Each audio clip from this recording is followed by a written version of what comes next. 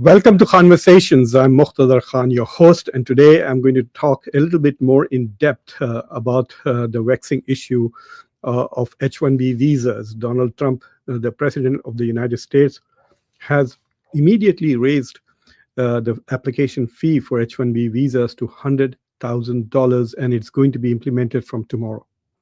So first of all, the time span for adjusting to the new H1B visa challenge is enormous. You have less than 48 hours. So imagine all of those people who had gone to India to attend weddings, etc., who are traveling abroad, who are on vacations. All of them will have to be back in the country by tomorrow. And if they are not back in the United States by tomorrow, then if they arrive here on September 22nd, on Monday or Tuesday, then they will have to have a slip, a proof that their company has paid $100,000 for them. Now, this is a massive, massive danger. Many of these people will not be able to enter the country right away. So that's one shocking aspect of this whole thing, is to how little time has been given. There was no such indication at all coming out from the Trump administration. In that sense, I think I'm quite impressed with the security that they have maintained around this new policy by not releasing it at all or giving any indication at all as to what was coming down the pipeline. I mean, there was a lot of discussion about H1B needs to be stopped, etc., etc. So what I intend to do today is go through some of the issues that are at stake. What does it mean? Who is going to be affected? Who will not be affected? How does it impact India, particularly since 71% of H1B holders are Indians? So it impacts India the most. It not only impacts Indians who are working in the US, but it also impacts Indian IT industry. And it could also impact the engineering education system in India if this really kills the H1B system. And of course, there's going to be a huge impact on the United States itself, on the US IT industry, in its growth, on its innovation, on its capacity to compete with other countries, especially China. So we will see what happens here, and will it also achieve the goal that President Trump really is trying to achieve, which is bring back more IT jobs, high-paying jobs to Americans.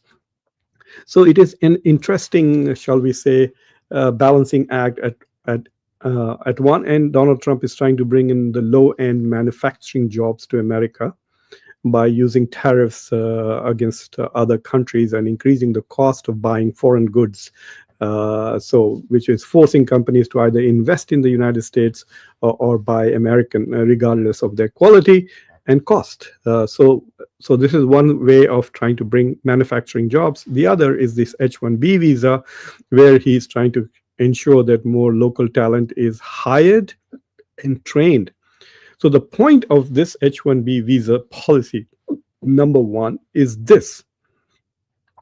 It wants to force the companies or make it very expensive for companies to hire cheap labor from outside. And they're saying, hire Americans and train them to do what you want them to do, or pay a very high price to bring in already trained foreigners into the country. And because H1B is also a pathway to green card, and from green card you become American citizens, it's also changing the demographic composition. Suddenly in the last 20 years, we saw that Indians are now one of the biggest nationalities in the United States at 5.5 million. There are more Indians in America than there are people in many, many states. Some of the big states like Maryland and others, their populations are around 5.5 million people. So if you put all Indians in one US state, it'll be one of the bigger states. It'll be 5 times bigger than the state of Delaware, whose population is only 1 million. So there are at least I can think of at least 25 states which will be smaller in their population than the number of Indians who live in the United States. So there is also that this idea of preserving the whiteness of America. That's a broad thing in the back, but the primary reason is Donald Trump's vision of making America essentially Atmanirbhar, or completely independent of its reliance and dependence on foreign labor, on foreign goods, etc. Will it work? Now that's the interesting question. It's like the tariffs question. Will the tariffs achieve the goals that Donald Trump hopes they will, or will they completely undermine American economy and stunt its growth and bring inflation and make life miserable for their citizens? And now with H1B visa, that is the same question. Is it going to help increase the skill sets of Americans, make America a more innovative, more talented country, or will it undermine the global competitiveness of American firms? And remember, I have said this many times that in the last, if you go back about 15 years, the US economy and the European economy were really on par. They were just about the same, around $12 trillion, both of them. And now, 10, 15 years later, the United States is $31 trillion and the Europeans are just $20 trillion. So we have grown much faster than Europe. We are now 1.5 times bigger than Europe. And Europe has a 1.5 times bigger population than the United States. So the US has done phenomenally well in comparison to other economies. In fact, we have added just as much to our GDP as China has in the past few years. Not in terms of growth rate, but I'm talking about in just terms of trillions of dollars. So the US has done very well. Will it continue to do well if the US, especially IT industries, competitiveness is impacted? And you must understand that the IT industry is very central to all other aspects of the economy. If your IT industry is not doing well, it impacts your financial fintech, your financial technology, your financial activities. It impacts all your other businesses. Even manufacturing is impacted because so much of it is now done by AI and robotics. So let's go and do a little bit of facts. So keep in mind that 71% of all 71% of all H1B users or people who get them are from India. So whatever are the positive and negative, or whatever positive impacts of H1B are, the US will essentially benefit from all of them. And whatever negative impacts are there as a result of this policy, India will suffer 70% of that. So the first thing I want to show you are who are the biggest users of the H1B visa. So if you look at it, these are the top companies. So the Amazon is the biggest one. It has about 11,000 H1B workers. Infosys is next, which is India's major company. It is 8,000. So Infosys is an Indian company, and it brings in 8,000 H1B visas. And this is where a lot of allegations are made of corrupt practices, shady practices. And basically what Infosys and other companies, even the Amazon and Microsoft, are being accused is using H1B or abusing H1B to bring in people with on a lesser salary. So apparently the median salary for people who come in for the first time is 97,000, which means half the people who come to America on H1B visas make less than $97,000. Half of them make more than that. And those who then get an extension after 3 years are the ones, then the median salary is around $120,000. So the argument is that perhaps if you were hiring Americans, then you would have to pay more than 120,000 or more than 97,000. And so these companies are going and bringing in cheap labor. And they are not what Donald Trump likes to say. They're not geniuses. They are not transforming American IT industry. There are very, very few Indians who have come here and revolutionized the IT industry. Most of the big new firms that you see have been started by Americans, whether it is in the last 20 years, whether it is Facebook or whether it is Twitter, whether it is Tesla, so there are a few like Sun Microsystems by Vinod Khosla and others, but they are not like geniuses who are coming on H1B visas. These are basically drones workers, hard workers with high skills, and so who are being paid less than what they would have been paid if they were Americans. So, so the tech companies have actually made a lot of profit, and that is one of the allegations that the Trump administration is making. And so these are the companies that, so the Indian companies which are benefiting are Infosys at number 2, Tata Consulting Services at number 4. Apparently 50% of all Tata TCS revenues come from the United States. And then you have another Indian tech company, HCL, at number 9. So the Indian companies alone are getting a major share of the H1B visas and so on and so forth. So this is one aspect of it. The second aspect is that there are about 600,000 people in the United States at the moment who already have an H1B visa. Okay. And now, of those 600,000 people who have H1B visas, many of them will not have to pay this $100,000 fee. It is only those who will go in for, even those who already have an H1B visas, I think their renewal will also not. There isn't clarity on this issue. So let's say that you are here, you have an H1B visa, you've been here for 2 years, and then you go in a year later from now and reapply for essentially renewal of your visa. It is not clear whether that will entail your company putting up $100,000 extra to renew your visa. But if anybody who's hired recently and is not in the United States, so let's say that you got your H1B visa, you finished your master's degree at some university, you got an H1B visa, and you are in the US at the moment, and you have started working, your company does not have to pay the $100,000 until the question is, will it have to pay when the time for renewal comes? And that is not very clear. But if the same person, you just finished your master's, you got a job, you worked for 2 months, you got some money, and you went to India to get married or attend a wedding, or I don't know what, you're on vacation right now in India, you're not able to come back without paying $100,000. That is the worst side of this particular bill, which is temporary. It's going to impact people right now. So it's quite possible this is Donald Trump's way of reducing the usage of the H1B visas that have already been issued this year.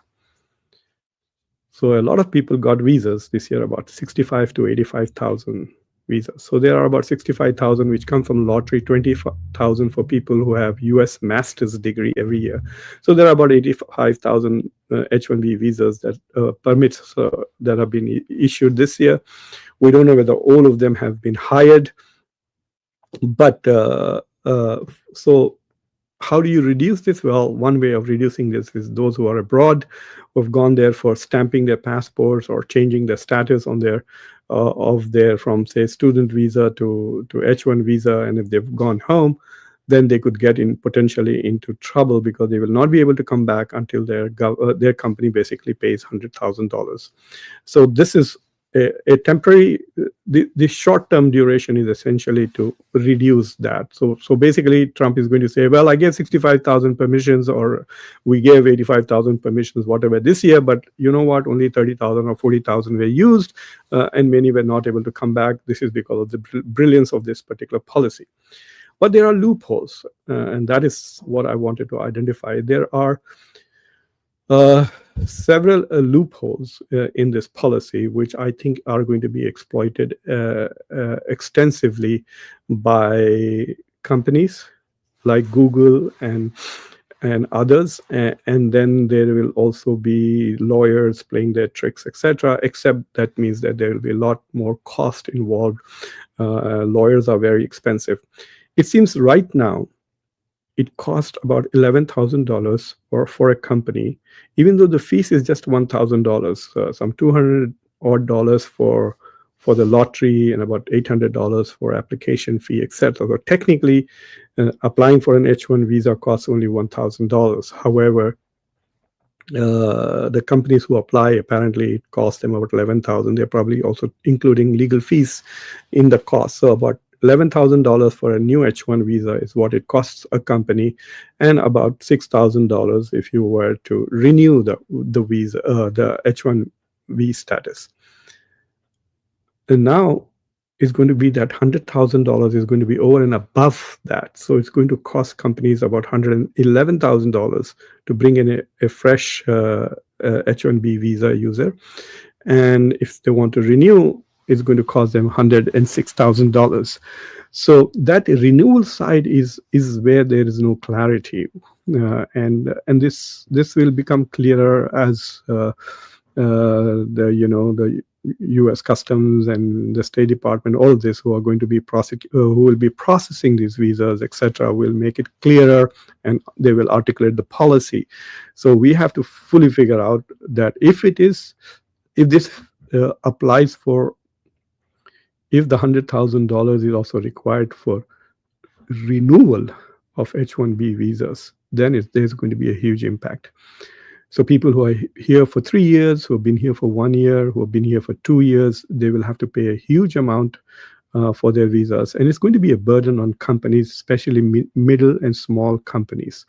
So if you're a small company with $20 million of sales and you are working with, say, 40 H1B visa people, so suddenly you're going to be giving $4 million in this phase, and does it work? How does it work for you? So a lot of small companies are going to basically fold, I guess, and we will see what happens. Does this help the United States in any way? In the short run, I don't think it does. For example, right now there are lots of people who have companies which have lots of projects that they're working on, and they have to deliver those projects to the clients. So the immediate consequence of this is going to be offshoring, which means, let's say you're working on a project and you needed 10 H1B people to come in, and they're supposed to come in here at the end of September, and you start working on the project in August, and they cannot come, or you can't afford to bring them because you have to pay suddenly $100,000 per person. So what are you going to do? You're going to simply outshore this. You'll send the project there and you say, okay, fine, you can't come to the US, but you know what, we'll rent a nice little office and a nice little retreat, a nice little camp and ashram near Pune, and all of you can go to Pune and you sit there. We will give you a 10% hike in your salary or whatever. Sit there and work there. Or they can simply fire these people and hire new people at a much lower salary, which is very lucrative in India, and put them there in these basically companies in India, and they will do the project there. So instead of delivering it from here, so in a sense, Donald Trump's H1B visa policy might encourage companies to do more offshoring than not. There are several strategies that companies have adopted after the COVID, one, and number two, as a result of the geopolitics with China.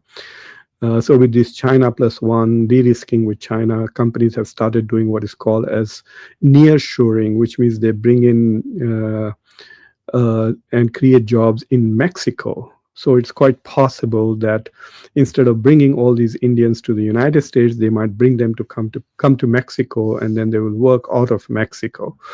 Or they will bring them to some Eastern European country like Poland or Moldova or North Macedonia, or not so expensive European country, and then make them work out of there. We'll see what happens, because the company will have to continue to produce in the short run while this policy becomes clearer. So it's $100,000 per person per year. Keep that in mind. This is for every year. It's not something that is one shot. And that is the biggest, I think, deterrent. So if you hire somebody for 6 years, are you going to be paying $600,000 to the US government for keeping that person? So this is the challenge that IT companies in the United States are going to face.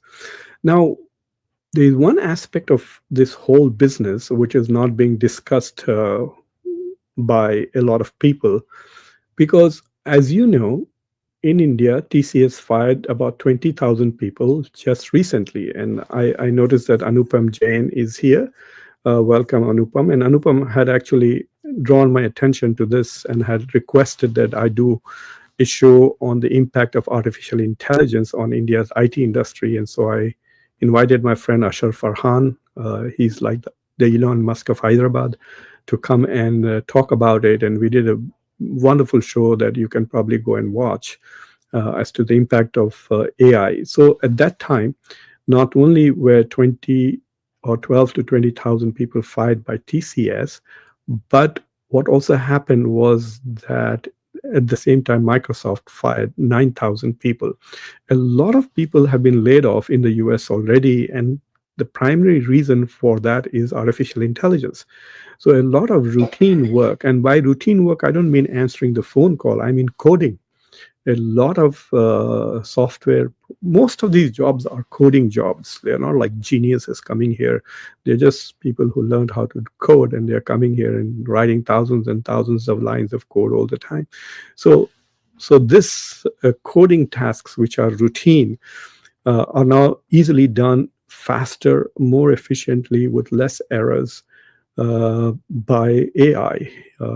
Try using Microsoft Copilot. It does a lot of things, and ChatGPT and others are also doing a pretty good job of coding.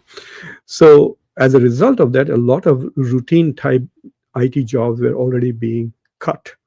So in the last 2-3 years, apparently the demand for H1B visas itself was going down and not up. So there was a steady decline in the number of applications and number of H1B visas, and the number of people coming on H1B visas to the US from India and other places was already on the decline. And another pathway to the H1B is through the engineering college. Or people who are coming here and doing their masters. So engineers who come to the US, do their MS in various tech fields, computer science, robotics, or other things. And then there's a 20,000 visa, H1B visa category for those people who have a master's from the US. And so they would go through that channel. Even that channel now has two bottlenecks. One is this $100,000 fee, but the other bottleneck is the visa restrictions and the complications of that. So if you notice that nearly 70% people who applied for visas to come for higher education to the US, many of them did not even get their interviews at the US consulates in India. So I think this fall, international students coming from India is going to reduce significantly. We'll have to wait for another month or two before that data is available. We just started. We are still in September. And like this is my third week of teaching this fall. I don't think the full data is available for the whole country, but we will know to what level. So what is happening is that already before this $100,000 fee came in, there was a decline in the pipelines for H1B through colleges, and there will be a decline because of artificial intelligence. So AI is basically eating up a lot of tech jobs itself. And there's an interesting debate as to some people feel that the only jobs that will be left will be people who are capable of developing AI agents or AI programming or whatever you do. But in fact, Bill Gates thinks that even the coders will disappear. So even people who develop software will become redundant, as will doctors, etc. Most jobs will be done by AI. So this whole disruption of the US economy in order to bring in manufacturing and high-tech jobs in the United States could be just for 4 or 5 years. And we may have to rethink the whole business of US economy and global economy for that matter, if AI is going to have the kind of impact that AI has, and so we will see how it goes. There are a couple of things that I do want to say, which is on the loopholes. One loophole is a national security loophole.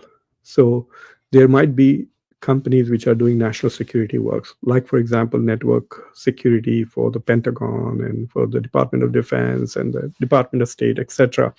And they say we really need people who are well-versed in cybersecurity. Without them, we will be exposed to be hacking. Apparently, the British airports have just been hacked today or are under attack. And can you imagine the millions of dollars worth of losses that people are going to inculcate today who are trying to fly out of Heathrow?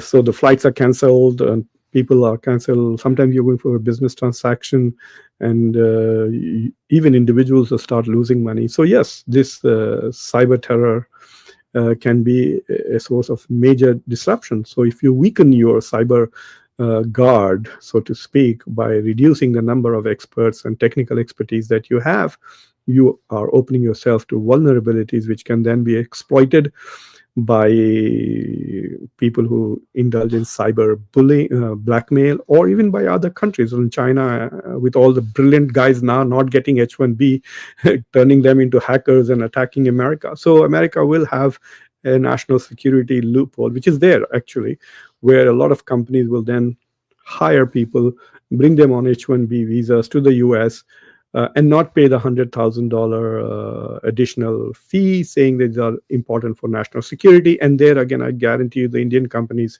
are going to basically exploit them. They have done a lot of bad things. There's no doubt about it.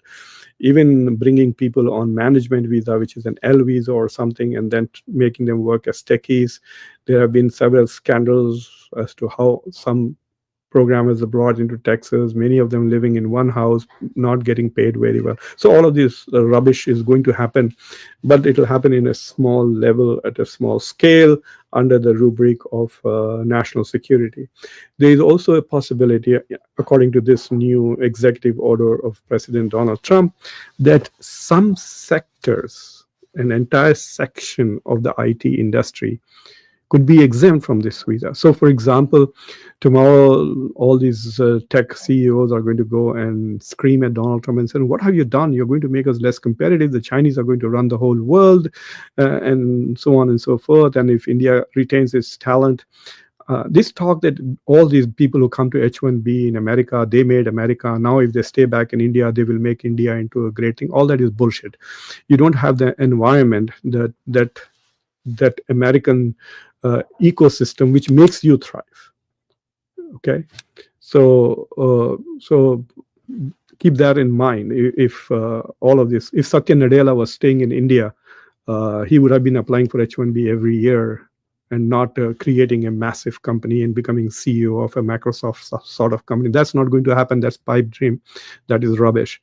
But they're going to say that, look, all these brilliant people who are not getting H1B are now going to stay in India, and they're going to create this massively competitive stuff, especially in AI. AI is a difficult skill. People are still trying to understand what artificial intelligence is, how to work it, how to write programming. Even though all this machine learning stuff was already going on, it has just gained more attention than before. So what is going to happen is that he might say, okay, we will give an exemption to artificial intelligence. So people with artificial intelligence expertise can come into America on H1B visas and take jobs, and they don't have to pay the $100,000 additional fees. And there again, the companies will start exploiting that loophole, and that will be shut down. So that's the problem, that IT companies and other companies in pursuit of profit always seem to bend the rules. If there was self-policing by these companies, then there would not have been this much hue and cry from the MAGA crowd and others as there is right now. So there was an abuse by the IT industries, and now there is an overreaction by the government to that particular abuse. And that is the challenge that we go forward. I did look at something interesting has happened in the last few days. If you remember, President Donald Trump went to the United Kingdom, and American companies have promised to invest $150 billion in England in the IT sector, or basically investing in IT sector. And IT and UK has signed a free trade agreement with India, a bilateral trade agreement with India, which allows a lot of Indians to go and work for IT companies in England. And there's a lot of attacks on that by Nigel Farage, and I did a show on that, so you can go back and take a look at it, on the bilateral trade agreement between India and UK. But what it does do is it allows Google to basically say, okay, I need 2,000 people. If I bring those 2,000 people here, I'll have to pay 100,000 per person. So I'm not going to pay these billions of dollars in fee. I'm going to bring them to UK. And so because India has a bilateral trade agreement with UK, I will bring them to UK for 5 years, 6 years, and I will hire them there. I don't have to pay them American salaries. I'll pay them British salaries, which are much lower. Not only that, but uh, I can do my projects here because the Donald Trump wants us to have good close relations, IT relations. So in some ways, this could be a bonanza for the IT industries of Europe, where they will become get basically become the venue for offshoring by American companies, because that is going to be the biggest thing. But I can also tell you this much, that look, I'm talking about offshoring right now, that one thing that all companies are going to do is resort to offshoring. A lot of people are suggesting that that is going to happen, which means that the Donald Trump's administration is going to also learn about it, or they already have anticipated it, that okay, this is going to lead to offshoring. So it is quite possible that the next big blow, you know, I find it so amusing. One of the biggest problems that Indians have is this obsession with trying to make Modi look great. So let me give you an example, and I'll tell you how you are suffering as a result of that. Look at this.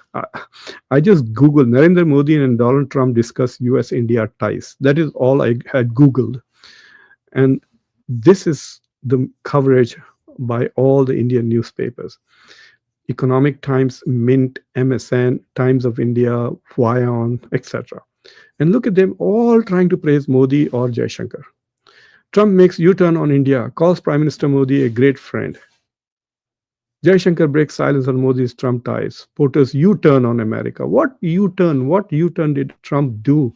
He just made a phone call. That's all. And this stupid media, because there are millions of, hundreds of millions of stupid fools watching those media and giving them ratings, they said this kind of stupid shit. What they should be asking is, what is Trump going to do next? He's not impressed with Modi. For God's sake, don't live in that stupid world, okay? He just made a phone call thinking Modi is stupid and Indians are stupid, and they will think that we are doing something great. That's why Trump made that call, not because something magical happened and Modi's magic happened and Trump was like suddenly realized, oh my God, we are pressuring. In the last 48 hours, Trump has hit India 3 times. He's hit them with H1-B visa. 71% of the impact is going to be on India's IT industry. It's going to reduce your profitability. It might also reduce the size of the companies because they may lose some contracts. There are lots of others who might start companies in India to compete with Infosys, etc. Yes, it will be difficult, it will be expensive, but it could happen. Both India as well as US are going to suffer, but they will both suffer.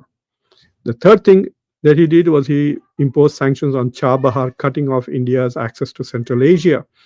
And then the Europeans also are imposing sanctions on 3 Indian oil companies. All of this has happened in the last 48 hours, and Indians are still thinking, oh, wow, he called Modi and said, you're a great friend, and he made a phone call on his birthday. Don't be so stupid, okay?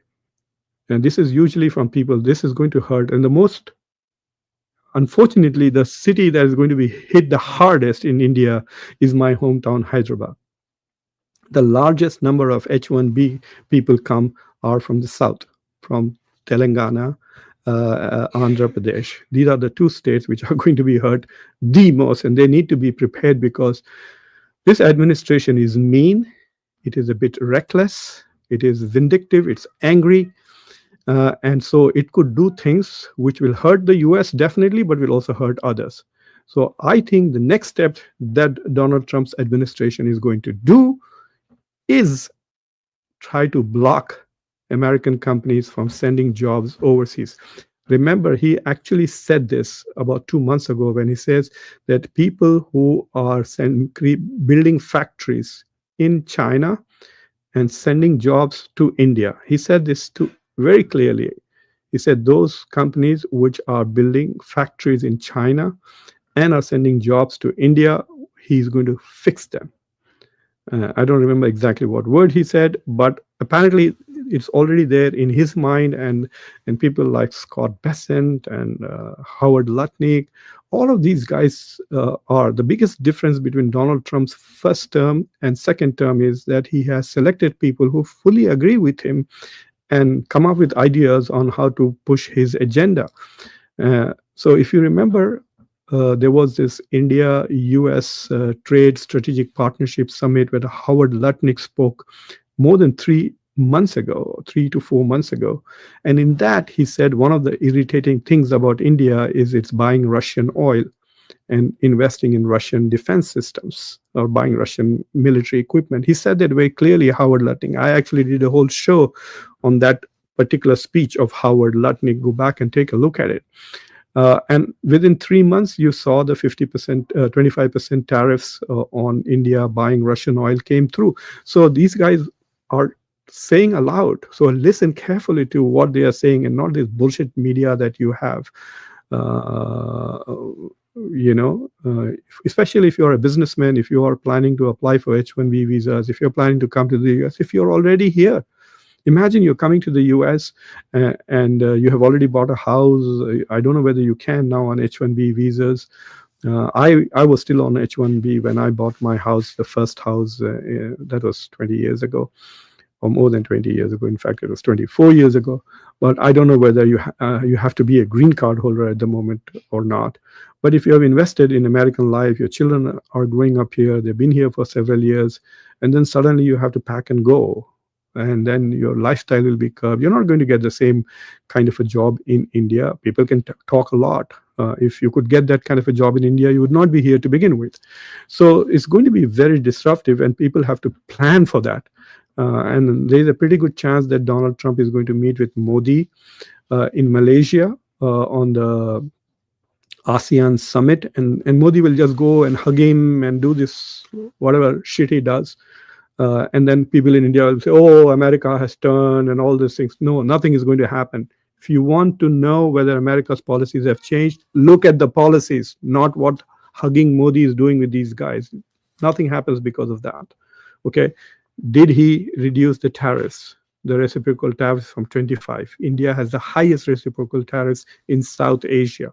Pakistan has 19, Bangladesh 20, Sri Lanka 20, Vietnam 20, Indonesia 19. All of these are lower than India, which means that all of these Asian countries with whom India is competing and exporting to the US, India is at a disadvantage. And on top of that, India has a 25% Russian oil tariffs. Are they down? Now, the Iran-related Chabahar restrictions and sanctions that have been already imposed on India. Then you have this H1B visa additional challenge, and then the restrictions on students coming to study here. All of these are the blows that Donald Trump has struck against India.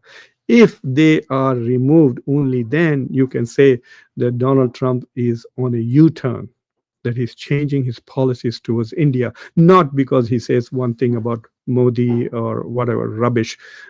Idiots seem to take it very seriously in India. I've been telling you this from the very beginning, that this is a very different Donald Trump. You can make fun of him as much as you like, but he's just taken the hammer and is banging away at globalization. He's trying to destroy globalization.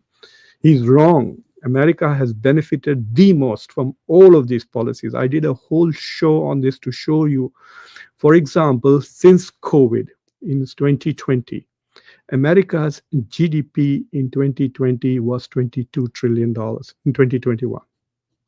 America's GDP today is $31 trillion. In the last 5 years, America has gone from 22 to $30 trillion, $8 to $9 trillion growth, which is double that of India. India's total economy is just $4.2 trillion. America has added to its GDP in the last 5 years alone. Don't be carried away like idiots. Say, oh, India is growing at 6.5, America just growing by 2.5. No big deal. If your salary is 1 lakh rupees, and if you grow at 10%, your salary increases by 10,000 rupees. Okay, if my salary is $100,000 and I grow by 2%, my salary is growing by 170,000 rupees.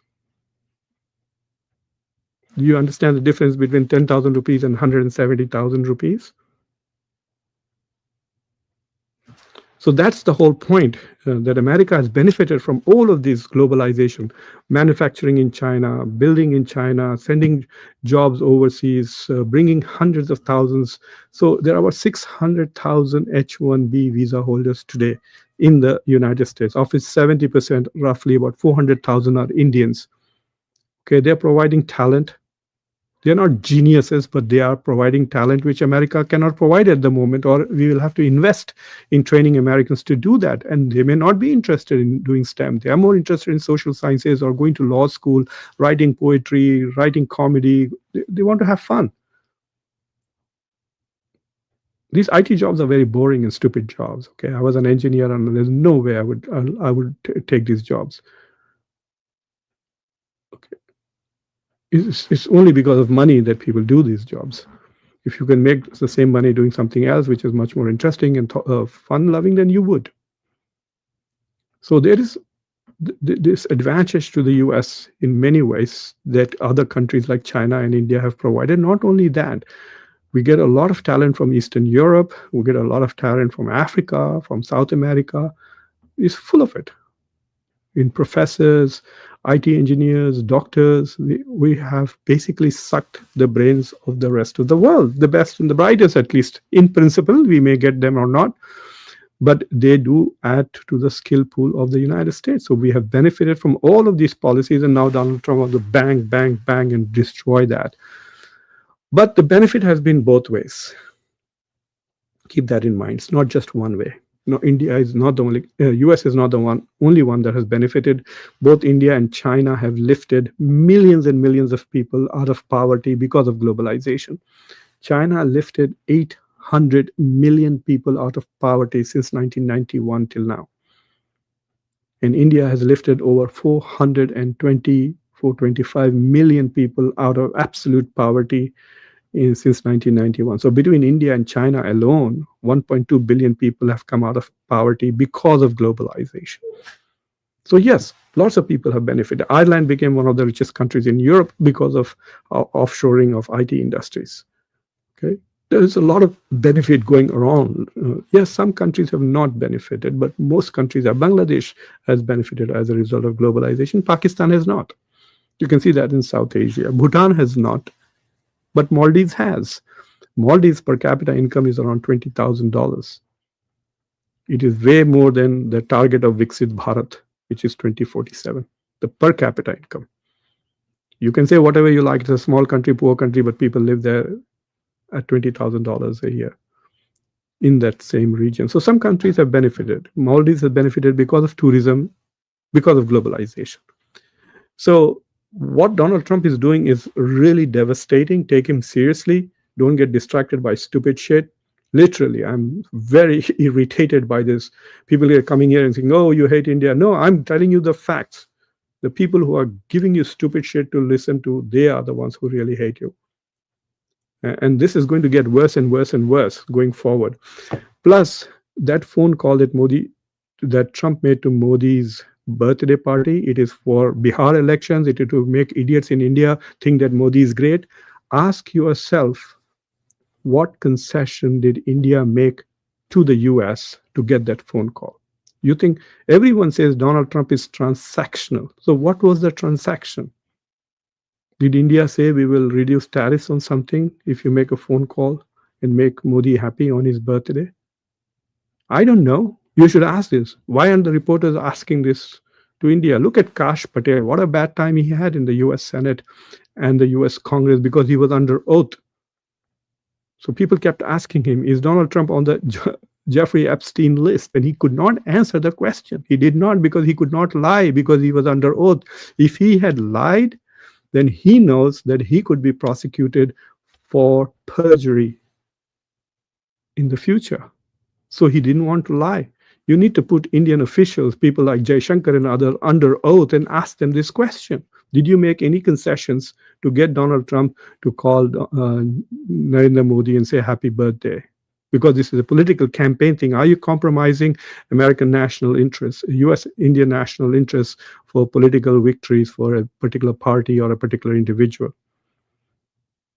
Apparently, all the IT YouTubers in India, Go and look at this guy called Anjum. He came up with it. They have received a letter from the Prime Minister's office, from the Indian government, saying all the videos about Adani need to be deleted.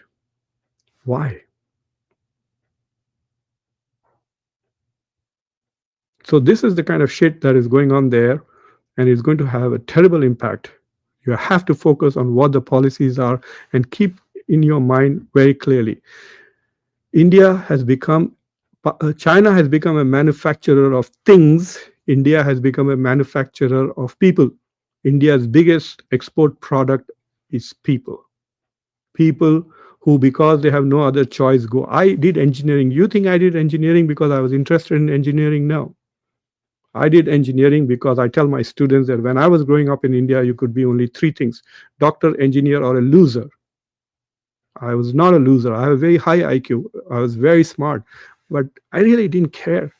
I used to study like 5 hours, 4 hours, and pass the engineering college exams. I often never attended labs because I was not interested in becoming an engineer. Even before I finished my engineering, I had already started my MBA. But I took that path. So Indians, out of desperation, have worked and gone into IT industry not because they want to be programmers. Who dreams of becoming a programmer? I want to sit there and write code for the rest of my life. No, because they think, okay, if I can't be a doctor, let me be a coder so that I can get a good job. In fact, I can run away from India. I can go to Italy, I can go to Western countries, I can go to America, get an H1-B, go to Australia. I can go away from India if I work a little bit hard and learn coding. That's why we do it. So India is producing these people who work hard, who are skillful, who have learned skills which are very difficult or maybe very boring for others to learn. And that is what we are exporting to the rest of the world. Everywhere, this whole world of mobility is going on. India's negotiations with free trade agreement with Great Britain is about sending Indians abroad so that they can get jobs and they can send remittances back to India.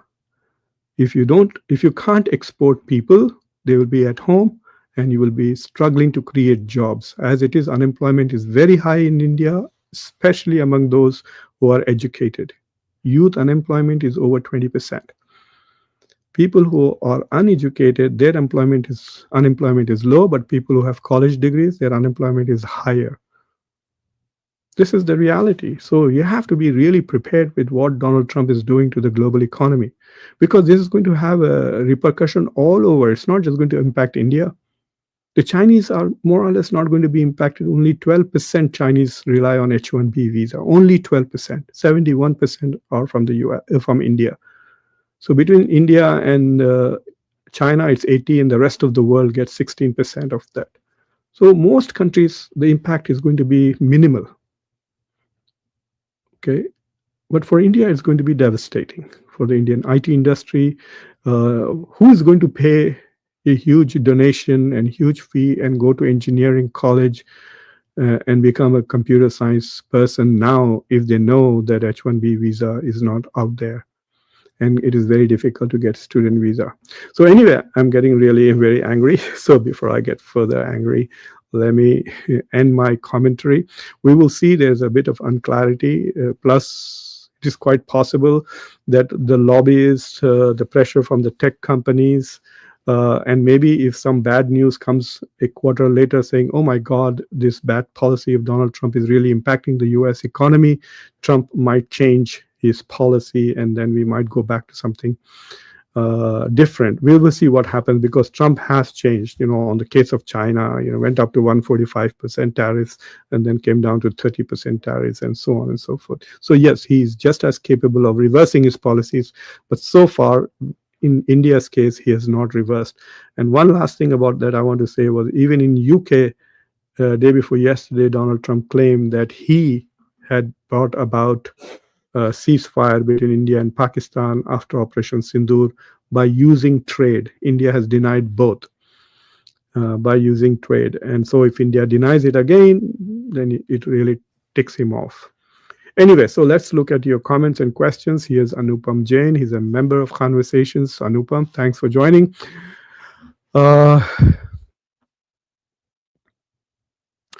No, Anupam, this is a very good question. So those who are already here, who already have an H1B visa, it's not going to impact to them. Their life could be affected because their company might say, don't travel, do not travel abroad. So for people who already have an H1B visa, they don't have to travel abroad. I mean, they cannot. You can take the risk, but like for example, there's going to be a memo that will be sent to all the people who are uh, at, at at entry points to the country. Will say, if you see an H1B visa, tell them to show you proof that their company paid $100,000. You can keep arguing, oh, no, no, no, I was before that, etc. But it's quite possible that they may not let you enter. So it's a big risk. Uh, but the question is not clear that H1B visa is just a 3-year visa and then you get to renew it. Original idea was that you get an H1B and you immediately apply for a green card, and you would get it before your H1B expired, or you would get it after it gets renewed. Now, in the Indian case, apparently it's taking more than a decade to move from H1B to green card. So you have to be on H1, and if you're 6 years or over, you have to get a fresh one. That's when you will have to pay the $100,000. So if you have in the 5th year, 6th year, you're going to go for a new one, then you will have to pay. Your company will have to pay $100,000. Your employer. To get that done. But for those who already have H1s, it's not going to affect them. It is also possible it may not affect their renewal. The clarity is not here. Some lawyers, immigration lawyers, are saying that no, you don't have to pay. It's only the new applications. But that's not true. Because if you're coming in on Monday, on September 22nd, into the US on an H1 visa, which was given to you in August or July, and you were on a 6-month vacation, or that's when let's say your starting date is 1st of October, and you're coming in on 22nd, 23rd of September with a new H1 visa, you will not be allowed into the US unless you can show them proof that your company has paid the $100,000 fee. So it is not prospective, it is retrospective. So that is the issue. So what if you had got your H1B visa 2.5 years ago, and now you are on vacation in India and you're coming back? Then do you have to show that? That is the question which is not very clear. But if you are in the US, you're going to work tomorrow, they're not going to come to your office and ask you, show me if your company has not. So for the safest people are who are in the US at the moment and who have already got their H1B visa stamped, which means that they went abroad and changed their status and have already come back into the US. So they are the safest. So it won't affect maybe 200,000-300,000 Indians, but about 100,000 Indians can potentially experience some challenges. But the sad part, Anupam, is it creates a lot of anxiety and insecurity among the community. It raises the question, are we welcome in America at all? Should we think of migrating back to India? All those kind of things are being raised, etc. Sad, yeah, Sunny Singh. See, this is the thing, right? Trump killed Indian dreams. One of the questions, this is a big question for India, that yes, Indians dream of going to America and becoming an American and living in America. That is slowly coming to it. Forget about this. My immediate concern are my students who are international students, and I don't know what to say to them about this. I don't know what to say to them, because they may finish their PhDs in 3 years or 5 years from now. Because, look, let's say you are from Bangladesh or you are from India, and you want to stay back in the US after you finish your PhD in international relations. So the kind of dissertation you would do is which Americans are interested in, American universities are interested in. So your dissertation topic will be that, which is geared towards the American market. But if there are no H1 visas, then you're finished. You have to go back to your country. And in your country, they may not be interested in the topic. right? So, for example, how is Bangladesh a threat to America? That topic will work in the US. You could actually get a job in some South Asia program, a think tank, or even in the US government. But if you go back with that dissertation to Bangladesh, you think Bangladeshi universities are going to hire somebody who's talking about how Bangladesh is a threat to the US? No, it'll have to be the other way around. How does America endanger the prosperity of Bangladesh? Now that's a different kind of a scenario, isn't it? So yeah, people's futures are in jeopardy. People are living under anxiety. It's like a PTSD. How will it impact people currently? I saw that, Anupam. Well, it's statements like this, Sunny Singh, which are a bit too much. H1-B visa made USA great. No, most of the big tech geniuses, except Elon Musk, are all Americans. People who started. Mark Zuckerberg didn't come here on H1-B. Facebook is a big thing. Bill Gates did not come here on H1-B. And so on and so forth. You can go down all the major tech developments. They were all Americans who did it. So don't exaggerate that. Yes, they are very useful. Thousands of them, 500,000 tech workers who do a very serious job, etc. That's reasonable. Yes, I am a professor at the University of Delaware, and one of the oldest universities in America. University of Delaware started in 1742. I also came from India. I was an engineer. I was not interested in engineering. I did an MBA, and then I worked in India with Larsen and Toubro and Procter and Gamble, and then with an advertising company. Came to India, came to the US, did a PhD in international relations, and I've been a professor of international relations for 25 years in the US. Nit Pandey, good night to you. Helped me out yesterday. Is it so late in India? Not at all.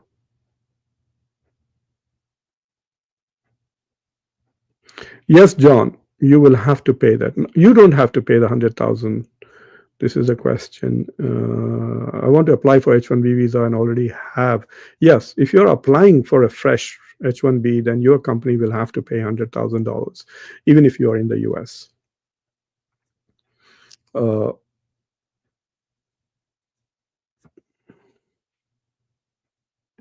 This is Jilani Saboon, a very active member. And so somehow in India currently, yes, they are going to be in trouble if they have an H1B visa. And the question is, I don't know if you have had that visa for 4 years, 5 years, would you still have to show that you paid 100,000 or not? But all recent H1Bs, I think those who got their H1Bs in 2025, they probably will have to show that their companies have paid $100,000 for them. Otherwise, they will not be allowed into the country. That is what we are hearing from various immigration lawyers. And that's why they're telling people who are already here on H1, do not travel. Because if you go out and then you come back, we don't know whether you will have to, the company will have to pay $100,000 to get you back. So if you're already here and you're working on H1B, it's not going to impact you yet. Until you go for the renewal, then it becomes an issue. Yes, Anurag Parekh, it is turning out to be very, very bad, and part of it is because of the way your prime minister handles foreign policy. He thinks the whole purpose of foreign policy is to promote himself. Posters, his posters, the G20. Look at the G20 summit. All Narendra Modi's posters all over the place. So you're happy with that? Good. But yes, India's national interests have been hurt. Operation Sindoor created a lot of damage to India. As a result of it, Pakistan has become far more influential in international politics since Operation Sindoor. And on top of that, you're not even allowed to. People like me who ask these questions, our channels are blocked. Yes, 2025 is worse, and it's getting worse because now you also have this issue of vote chori. The world is going to eventually discover that India's elections are not free either. So yeah, it's a bad year.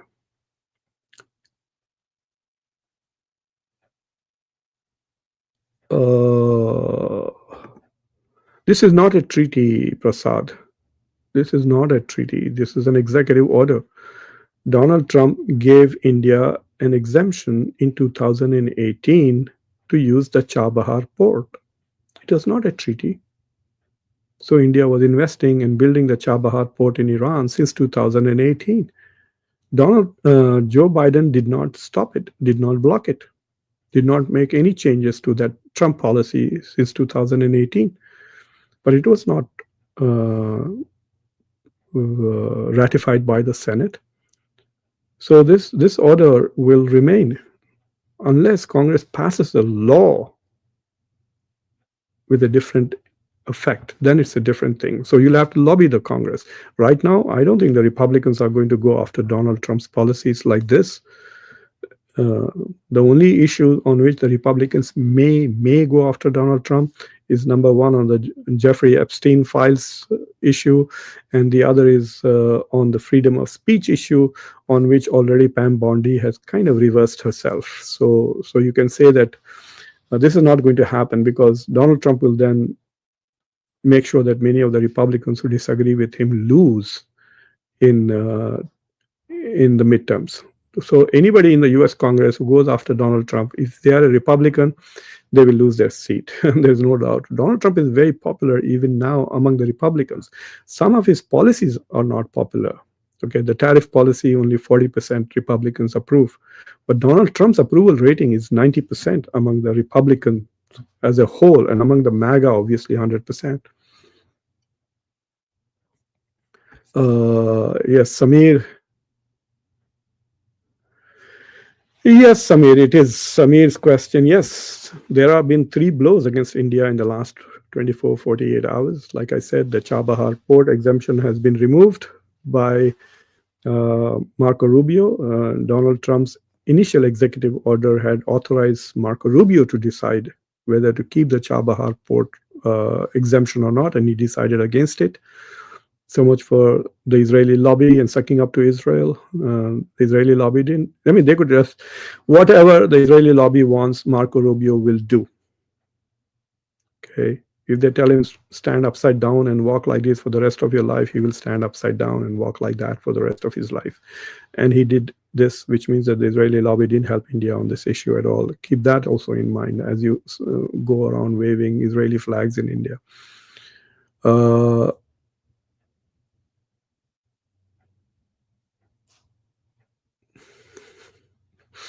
This is funny, Sunny.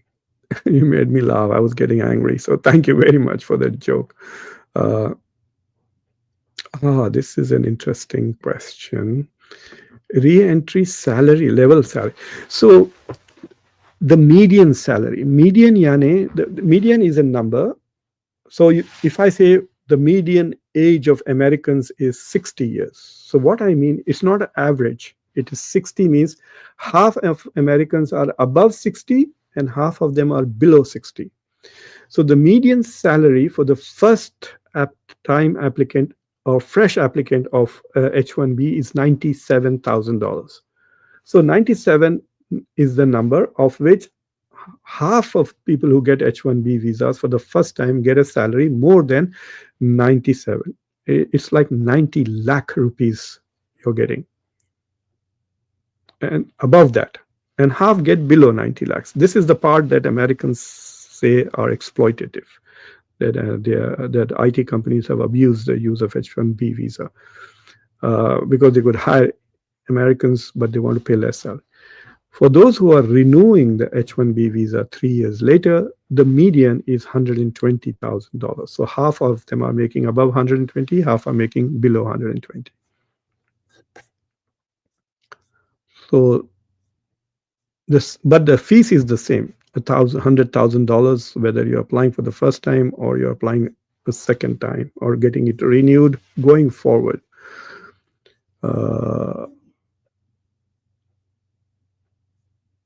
Sunny Singh has made a lot of comments. Sunny Singh, you have to become a member. Hi, Lakshmi Iyer is here. Lakshmi Iyer is also a member of Conversations. Okay, he's talking to somebody else.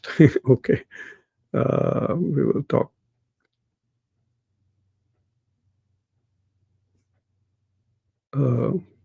Even for the green card holders, there are issues because apparently it's taking a long time for green cards to be processed and moving from green card to citizenship. I have a friend who got his green card more than 5 years ago, and he's applying for it. And you apply as soon as 5 years are over, and we will see how things go going forward. I don't know whether de-dollarization is a coffin. De-dollarization is not easy to happen, especially for Indians. If the Indians think that people are going to buy stuff in rupees, it's all just talk. Okay, if de-dollarization happens, it's happened already. Okay, 20% of foreign currency reserves most countries have is euro. So it's about 60% dollar, 20% euro. And then the rest of the currencies in the world are 20%, in which you have the British pound, you have the Canadian dollar, you have the Japanese yen, and the Chinese yuan. All of these currencies, including the United Arab Emirates dirham, they're all more than India's rupee.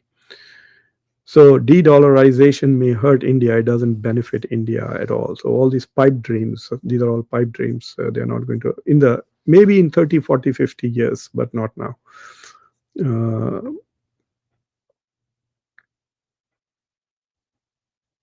Yes, Anupam, that's a very good summary.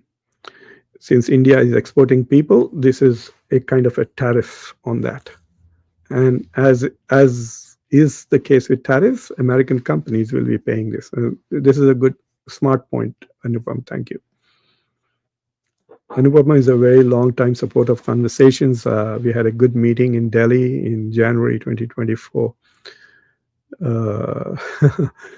No, I'm angry because I think people are not understanding the seriousness of these policy implications. Many of these policies will not be reversed even if Donald Trump is not president 3.5 years later. That's the challenge.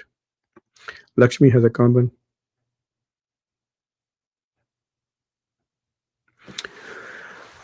Saudi Arabia and Pakistan, yes, it is going to change the geopolitics in Asia also. For example, it is quite possible that because it is under the umbrella of Arabic Islamic thing, so it is quite possible that Qatar and United Arab Emirates will also join this alliance. And there will be some negative implications of this on India itself, because if India starts becoming more pro-Israel, then see the reason why these countries are making deals with Pakistan is because they now see Israel as the threat, not Iran. So if Israel is a threat, anyone aligning very closely with Israel will be seen as a threat. And India has huge business. India is trying to make UAE is, I think, the third biggest partner of of India in terms of imports and exports, coming close to 100 billion in terms of countries after US and China. So will India be able to compartmentalize, keep the economy and trade going with Saudi Arabia and UAE and Qatar and others? India is committed to buying Qatari oil for another 10, 15 years. It was a $28 billion deal. Remember when 8 Indians in Qatar were arrested for spying for Israel and sentenced to death? And Modi basically negotiated with Qatar and committed to buying. So Modi bought the lives of those 8 Indian Navy people who were spying for Israel for $28 billion. So he signed a deal with Qatar for $28 billion, and then they pardoned them. So yes, India has financial issues and commitments to these countries. So it will become a bit more complicated. Now the question is that there is a spin-off issue. So for example, Saudi Arabia and Pakistan have military relations now. They're going to increase. Pakistanis are going to be stationed in Saudi Arabia. They will get more money from Saudi Arabia. And what are they going to do with that money? They're going to buy more Chinese weapons. And then Pakistan is improving its security relations with Bangladesh. So you will see the ramifications extending into Asia. I'm also convinced that under Anwar Ibrahim, Malaysia might also be tempted to have some kind of a closer relations with Turkey and Saudi Arabia and Pakistan essentially to push back against all this bullshit that the US is doing on behalf of the Israelis. I mean, Trump can say to whatever extent he likes on America first policies, but when it comes to the Middle East, it is all Israel first. In fact, Israel first, Israel last. Uh,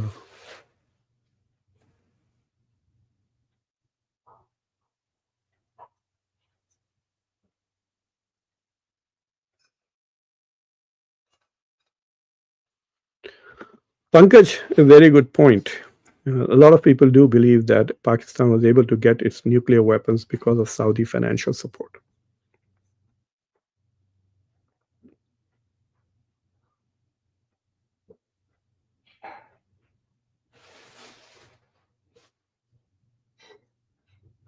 Yeah, I don't know what Pratt is doing. I'm going to just turn him off.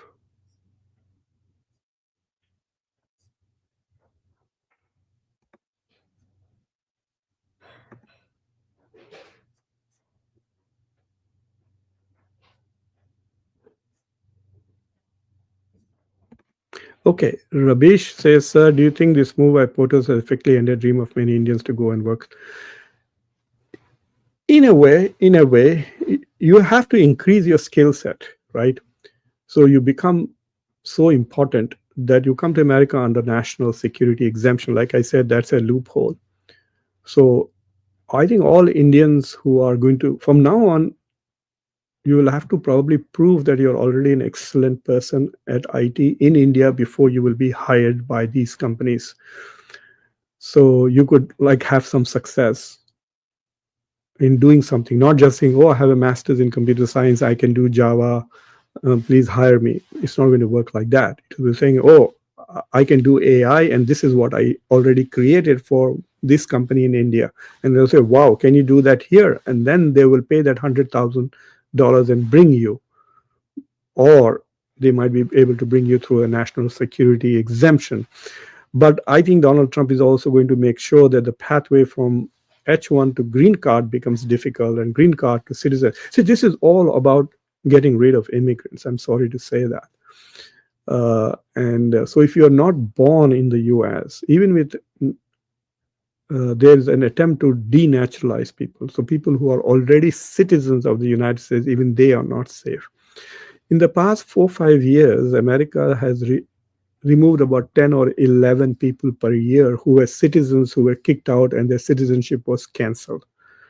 But Donald Trump is trying to increase that. He wants it to increase it 10, 100 times. So they're going to go even after citizens. And that will be a big deal. And these are obviously people who are not born in the US, who are born overseas, who are probably not white, and who do not agree with Donald Trump. Uh, so, so yeah, things are going to get bad, but that doesn't mean that the U.S. need for talented people is still going to disappear. They will continue to bring in people. Universities will try to bring in important professors, etc. But it may not be at the same high volume, like hundreds of thousands of people coming in every year. Literally, we are talking about 85 to 100,000 people in the last few years. It has already reduced apparently since COVID, but the volume of people coming in on these visas will definitely go down. Uh, Another member of conversations, Dr. Khan, should this H1-B change be seen on overall change in the West tighter? Yes, this is part of that because you see the same movements happening in Australia.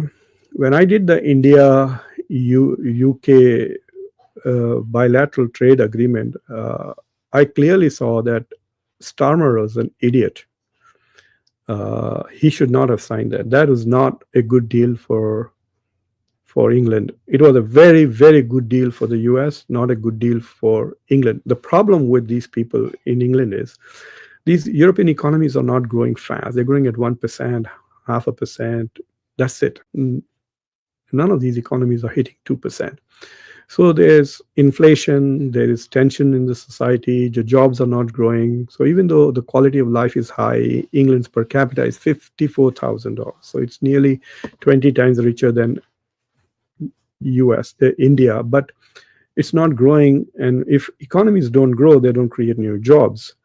So a lot of it is being blamed on Brexit. So because England left European Union, the policies are bad. So the Europeans, so the British have been chasing and trying to justify Brexit, saying, okay, since we left Europe, we are able to get a lot of trade agreements. And so finally, England got two, one with the US and one with India. So Starmer is thinking, oh, I've done these great things. Now I have a bilateral trade agreement with India and with the US and the lowest tariff rate of 10% in the world.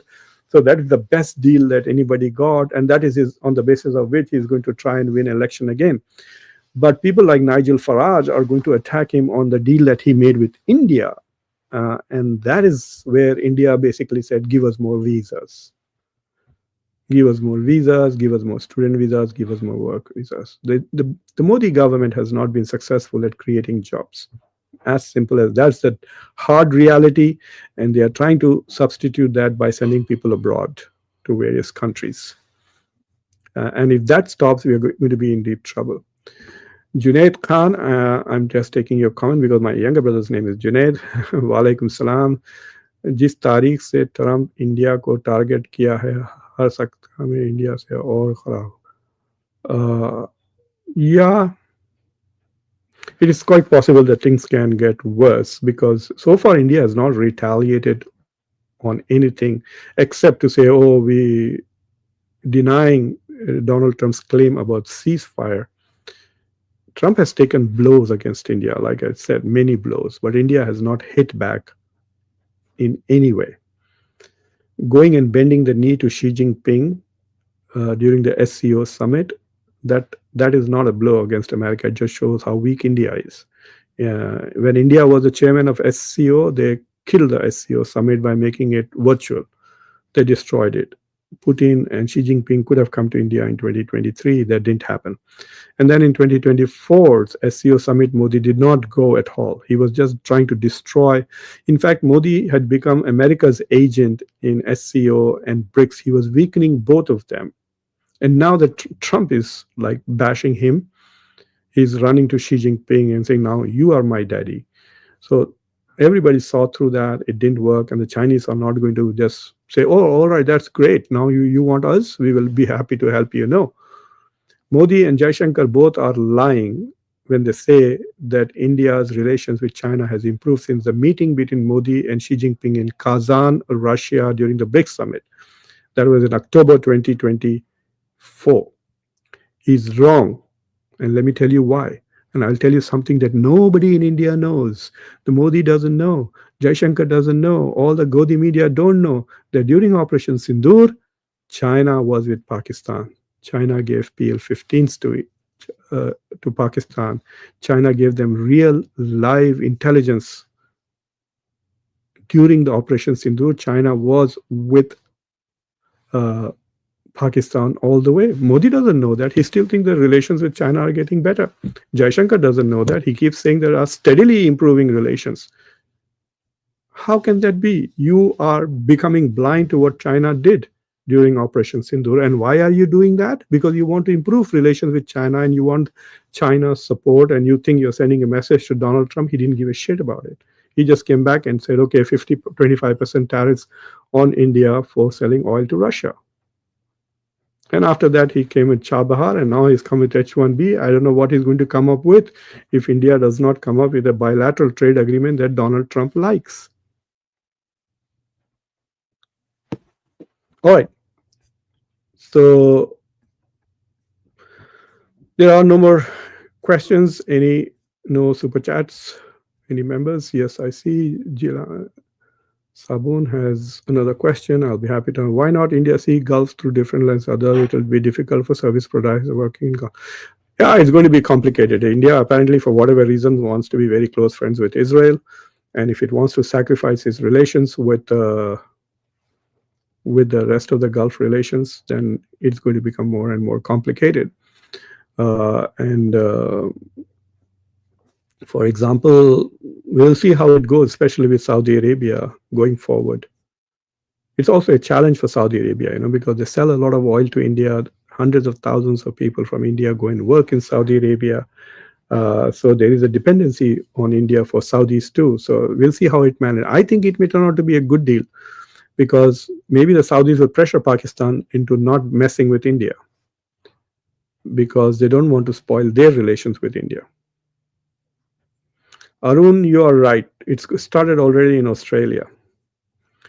Germany is saying it wants to take more Indians. We will see what happens. If they take more Indians, then the right-wing party AFD, Alternative for Deutschland, will do what Nigel Farage does.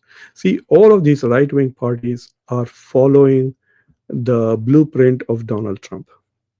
What Donald Trump does in the US, Nigel Farage does in UK, AFD does in Germany, whatever the Reform Le Pen's party in France, they are just mirroring Donald Trump. And so I think there will be a backlash in Germany also, and even Ireland perhaps.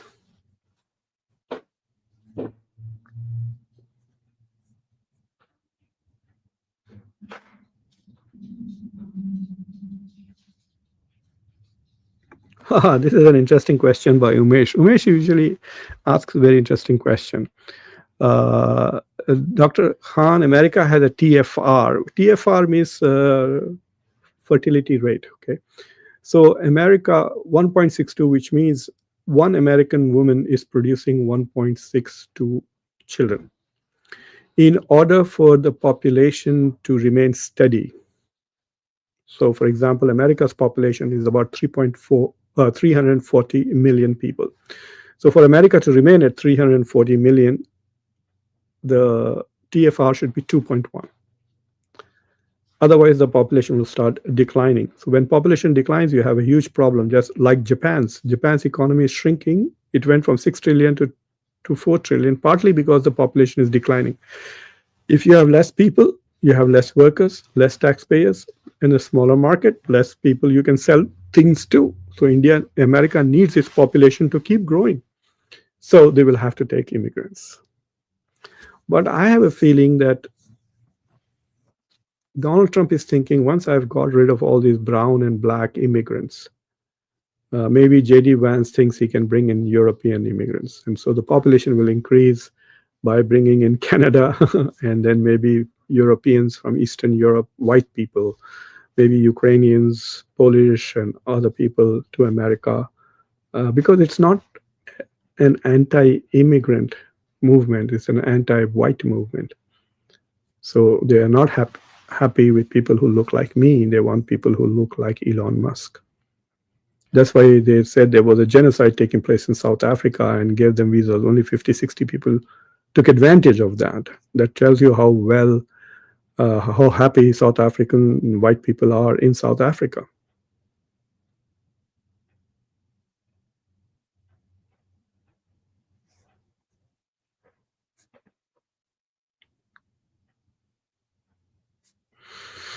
Yeah, India will have to reform and change. Praveen, yes. Operation Sindoor is proven to be a very expensive project to India. You can't even have an open dialogue about it, unfortunately. It's going to cost India definitely in many ways. You lost Trump after Operation Sindoor. Even during Operation Sindoor, America did not stand with India. Nobody stood with India, by the way. Okay, at least Pakistan had three friends: Azerbaijan, Turkey, and China, with whom India says it had good relations. It didn't. Uh,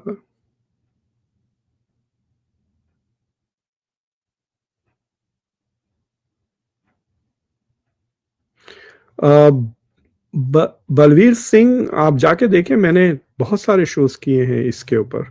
I did a lot of shows on this, Balveer, on the defense pack. Just go to my channel and you will see.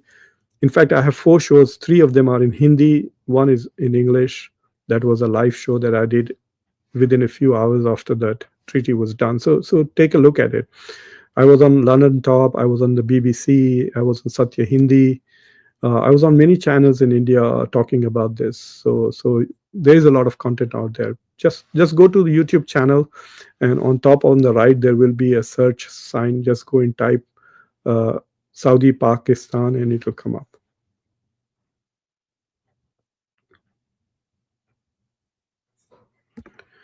Damien Leon, AI for Business and Enterprise. Unfortunately, US and India companies colluded to abuse the H1-B visa for body shops and replacement instead of finding resources not found. Thereby, it's best India company. I agree with you. There was a lot of exploitation. I meet a lot of, I know thousands of people who are in H1B, but I can tell you they're not geniuses, for God's sake. That many of them are stupid.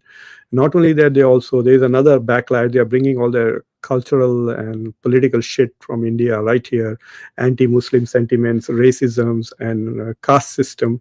In fact, the California legislature actually passed a law against caste discrimination in IT companies in California because they had brought that stuff right here in the US. And then the Newsom took money from Indian lobbyists and vetoed that particular bill. But there is an awareness that Indian migrants are bringing their rubbish. In New Jersey, some Gujaratis tried to attack a mosque with all kinds of rubbish 2 years ago, and there was also uproar about that. So yes, so a lot of these people have come in with as low paying, and on top of that there's a lot of illegal donkey migration from India. According to most estimates, there are 7 lakh Indians in the US now who are illegal migrants. Forget about the legal one. So there's a lot of tension going on. Oh, Tane, how are you? Thank you for your gift. This is also a travel ban for people. Yes, Tane, and this travel ban is not coming from the Trump administration. This will come from the companies themselves. So if a company has hired you and you go on a vacation or getting married or there's a death in the family or you just like to travel, you go abroad and then you're coming back in, and then the Customs and Border Police is going to stop you and say, okay, where is the proof that your company has paid $100,000? If the company has already paid $100,000, then yes, you can travel.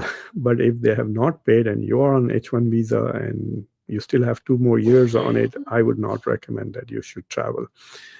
Right now, travel is dangerous for everybody. So yes, very good point, and thank you for your gift.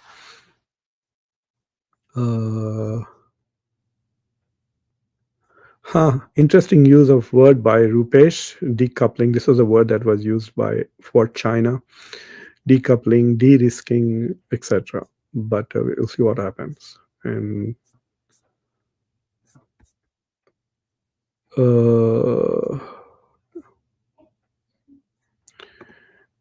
Sunny saying India depends on defense for Russia and for tech.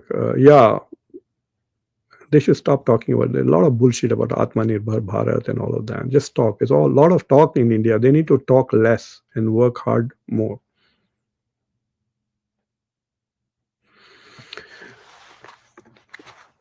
This is a tough question. This is a question that this is part of having a national vision, what to do. So far, for the last 5-6 years, India is an export-driven economy to some extent. So about of the $4.2 trillion that is India's GDP, more than $1 trillion now comes from trade. So exports and imports. And India is a net importer, which means India's imports are more than its exports. So even though it wants to have an export-driven economy, its economy is also import-driven. So the GDP is affected by the large number of imports. So India's total trade deficit is over $150 billion. 100 of it is to mostly China. So what India needs to do is to basically improve manufacturing at home. India's share of the GDP manufacturing is now less than 15%. Some even put it at less than 13%. So you have to have more factories. You have to have more factory jobs in India. Just relying on services and services which are reliant again on the US. So India's IT industry is about 400 or less than that $1 million, of which $400 billion, of which 300 is exports of IT services, of which 70% were to the US. So all of that foreign dependence will have to be driven. So what's the point of having 1.5 billion people if you cannot have a domestic demand driven economy? So you have to find ways in which you have to incentivize people to spend money, do domestic tourism, buy domestic stuff, but have the money to buy that. So they'll have to reduce taxes to so that people can spend that more money. So you have to make sure that people have cash and that they spend, and then stop buying foreign stuff, especially useless stuff. There are many things that you buy just because they're brand names. Look at the the lines outside for i17, the iPhone 17. I was stunned by that. Nowhere in the world, I didn't see anything like that here in the US. I'm getting phone calls. I have iPhone 16 and they're telling me upgrade it. So I said, well, show me what's the difference. So I think there has to be a fundamental shift. Plus, the current government is distracted with all the culture and Hindu Muslim targeting citizens, calling them Bangladeshis, destroying homes of thousands of people. In April alone, and near Ahmedabad, 8,000 people's houses were bulldozed. So if you're going to destroy your own people, how is the country going to rely? There are a lot of other issues, the issues of credibility of the Supreme Court, credibility of the judiciary, credibility of the tax system, legal system. There are a lot of question marks that are being raised in the last 2 years about various Indian institutions. And if they don't fix up, you're going to be in deep trouble. So they need to really have a long conversation at home on this issue. Yeah, I will try to do that, Sabun. In fact, I have a very good colleague, Professor Salim Ali, here at the University of Delaware. He is one of the world's most prominent experts on minerals as well as on environmental issues, and he travels a lot also. So I have to sit down with him and talk about the environmental challenges to South Asia. But the problem is then people don't watch it. Look, I did a very good show with a very prominent expert yesterday on First Amendment, freedom of speech, on hate speech. And see, very few people watched from India or from the US here. So then it's not an incentive for me to put a lot of hard work if nobody's going to watch on these issues, right? I did that because I wanted my students also to watch. So yes, I got a few hundred views, mostly from my undergrad students from this semester and previous years.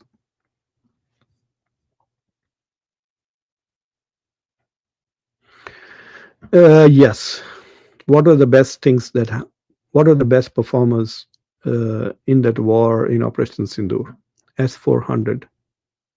Sai Sumesh. Where did you get that from? From your friends. You didn't make them at home. So yes, that is it. And which were the jet fighters we talk about is Sukhois and Rafales. If you didn't have friends who are willing to sell you these weapons, you would not have that. And as a result of that, there's also an issue of credibility. Like you could be accused in the United Nations of attacking a sovereign nation without providing any proof of its involvement in Pahalgam. Because you have friends in the Security Council and other places, the international community is not turning against you. So yes, India does need friends to fight anybody. Just as Pakistan needs friends, and China has been supporting it in its diplomacy. After that, China protected Pakistan at the FATF, at the UN Security Council, etc. And now Pakistan is on good friends relations with the US. So Pakistan did not become a pariah state after Pahalgam, in spite of all of India's diplomatic efforts. In fact, you will see in September, I think Shahbaz Sharif is also going to go to Japan. And now Pakistan is so important in the Middle East all of a sudden.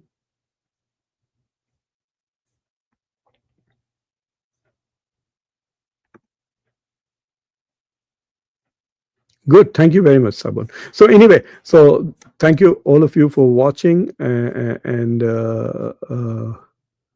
thank you, Tane, and everybody else, and all the members who came. If you have not subscribed to the channel, please subscribe to the channel, like this video, press the bell icon, and don't forget to share this video with your socio-political network. If there is more clarity, then I might do this H1-B thing in Hindi tonight, which will be morning time in India, probably around 9:30 a.m. India time. So take care. Thank you for watching. Bye.